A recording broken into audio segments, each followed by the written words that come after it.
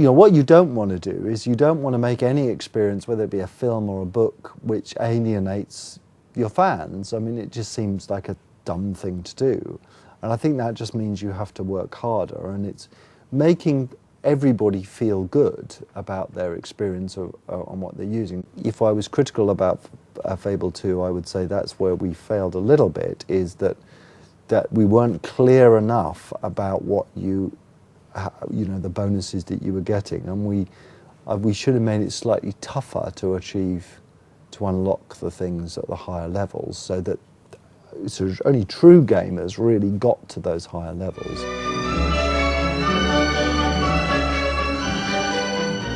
It was deeply, deeply scary to have the breadcrumb trail there, and it took an awful lot of persuasion before we had fully implemented it. You know, there was a lot of thought that this just would not work, and there was sometimes when you're a designer, you have to push against all resistance, and you just kind of have to believe it's going to work. Now, I've confessed to you, and this is kind of in a way confessing to the team, that maybe, you know, my confidence was shaken during development, because you know, a huge number of people, both here and at Microsoft and the test, said, no, it's just not going to work.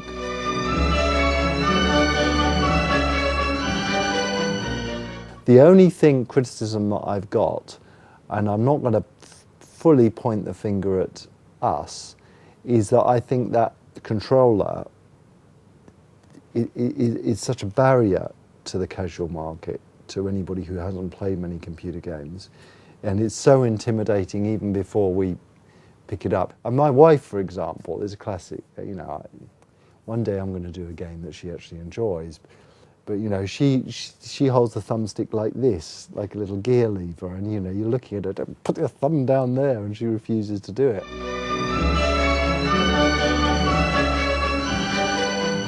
Oh, the co-op stuff. What an idiot I was. There was two, I wish I could swear, but I can't. There was two stupid mistakes, well, more than two. But these are the big mistakes that I made on co-op. The first, why the hell didn't I allow you to do expressions to orbs? If you, rather than going somewhere, if you could just express yourself to an orb and that expression came across, it would have been super, super brilliant, I think. The second, I should have given you 1,000 gold every 10 minutes that you were someone's henchman. It was like 1 gold for every 5 minutes. And that means there was no financial incentive for you to go into someone's world.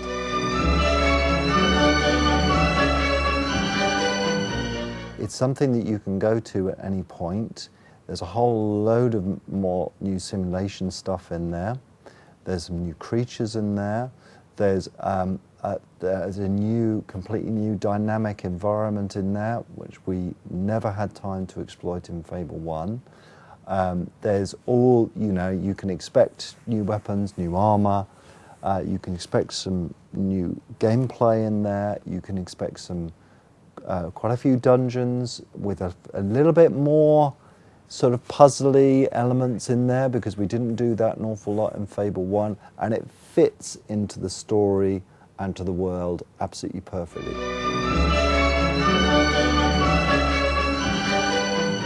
I found myself taking quite unnecessary revenge on things that I felt had done me in any way a little bit wrong. For example, I would absolutely, the ghost that asked me to marry the bride, I was the ultimate epitome of cruelty to that bloke, because I thought he had done wrong to this girl. And I actually, what I did was I took the girl, I married the girl, I took her back, and then I killed her in front of him. And I thought, you know, and I took great glee in that at the time.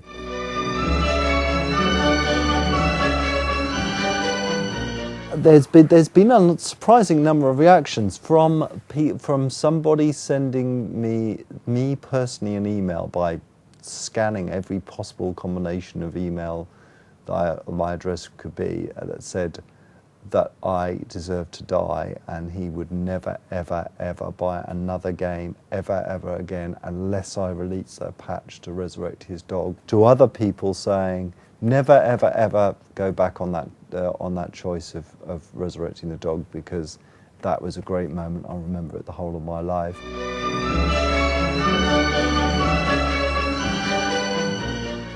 I mean, this is the you know, some of the drama that we can kind of play around with you and mess with your mind a little bit, and I'm going to continue to mess with your mind. I mean, if we were to give your dog back, you cannot expect to get him back for free. If we were to give him back, there's no such thing as that freedom. But you know, if you loved your dog enough, then maybe we'll be nice enough to bring him back.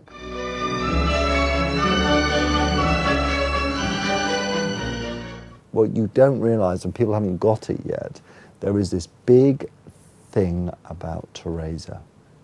Who is she? How come she's been alive 500 years? And that line at the end of Fable II, leave the spire now, it's mine. What's she going to do with that? And why? How come she ended up with what she wanted, it seems, more than what you wanted?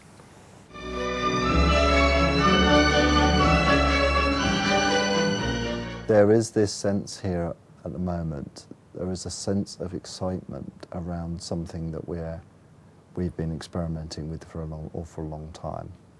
Now, if we pull this off, and this is a pretty big if, and for Christ's sake, everybody, please don't think this is hype. This is just a designer talking about his job and what he gets involved with. The flag that I've stuck in the ground miles and miles away from the team, if we get even close to that flag, I think it's going to produce something that you have never ever seen before. And I don't even mean in terms of concept. I mean concept, in play style, in genre, in everything. Who will you become? Fable II.